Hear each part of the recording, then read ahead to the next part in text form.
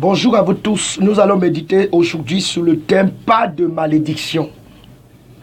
Je dis « pas de malédiction » pour ceux qui sont en Christ. Quand je parle de ceux qui sont en Christ, je parle de la nouvelle humanité. Parce que la nouvelle humanité est résumée en Christ. Et l'ancienne humanité avait été résumée en Adam. Lisons un texte des Écritures. Galates chapitre 3. Je lis à partir du verset 13, il dit « Christ nous a rachetés de la malédiction de la loi, étant devenu malédiction pour nous, car il est écrit « Maudit quiconque est pendu au bois », afin que la bénédiction d'Abraham eût pour les païens son accomplissement en Jésus-Christ, et que nous reçussions par la foi l'esprit qui avait été promis.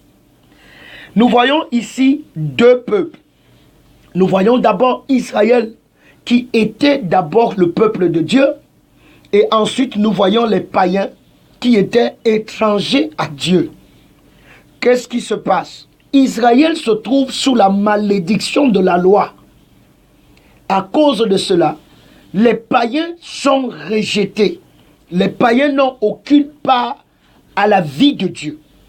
Mais Christ vient pour racheter Israël de la malédiction de la loi.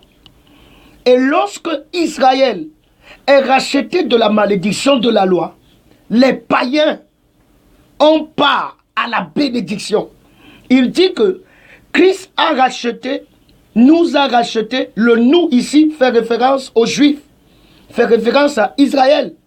Il dit Christ nous a rachetés de la malédiction de la loi, étant devenu malédiction pour nous, car il est écrit « Maudit est quiconque est pendu au bois ».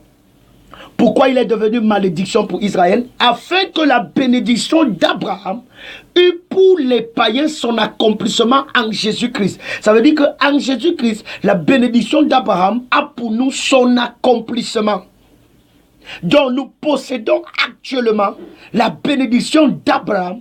Elle est accomplie en nous. C'est pourquoi nous avons reçu l'esprit qui avait été promis, c'est-à-dire l'esprit de Dieu et l'esprit du Fils. C'est pourquoi nous sommes aujourd'hui dans la communion du Fils. Et nous sommes aujourd'hui un avec le Père au travers du Fils. Ce qui veut dire que nous ne sommes sous aucune malédiction. Parce que nous n'avons jamais été sous la loi.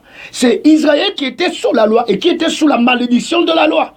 Étant rachetés de cette malédiction, nous sommes devenus participants de la vie de Dieu, participants de la nature de Dieu, dont nous ne sommes sous aucune malédiction.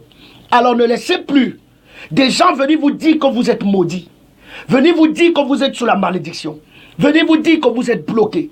Vous entendrez souvent des gens qui vont venir dire « Je suis en train de voir une femme qui est stérile. » Qui t'a dit?